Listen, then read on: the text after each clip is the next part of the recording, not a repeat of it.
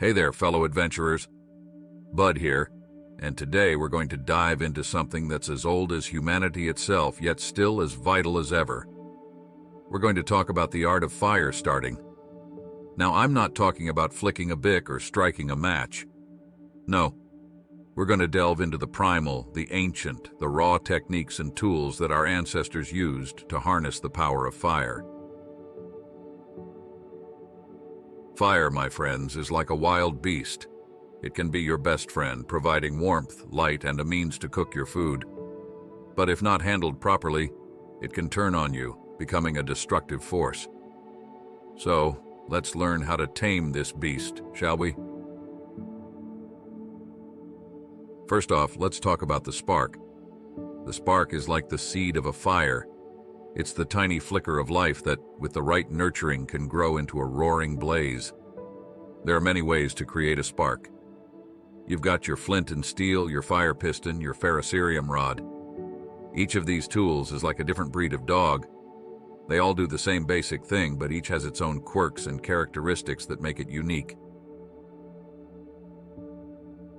Flint and steel, for example, is like the old reliable Labrador Retriever of fire starting. It's been around for centuries, and it's a tried and true method. You strike the steel against the flint, and the sparks fly. But like a lab, it requires a bit of patience and care. You need to have your tinder ready and be quick to nurture that spark into a flame. The fire piston, on the other hand, is like the greyhound of fire starting. It's fast, efficient, and a bit more modern. You compress air in a cylinder, and the rapid increase in pressure and temperature ignites a piece of tinder. It's a quick and flashy method, but it requires a bit more skill and precision. Then there's the ferrocerium rod, or ferro rod. This is like the German shepherd of fire starting. It's versatile, reliable, and can work in a variety of conditions.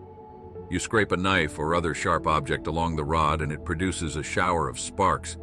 It's a bit more rugged and durable than the other methods, and it's my personal favorite. But remember, a spark is just the beginning.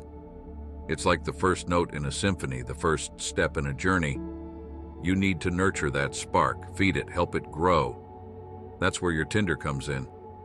Tinder is like the baby food of fire. It's easy to ignite and burns quickly, providing the initial fuel for your fire. You can use dry grass, bark, or even specially prepared tinder like char cloth. Once your tinder is burning, you add your kindling. Kindling is like the teenager of fire.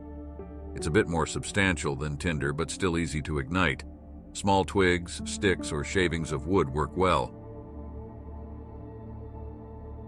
Finally, you add your fuel wood. This is the adult of the fire. It's larger, harder to ignite, but burns longer and hotter. Logs or large branches are your fuel wood. Remember, fire starting is an art.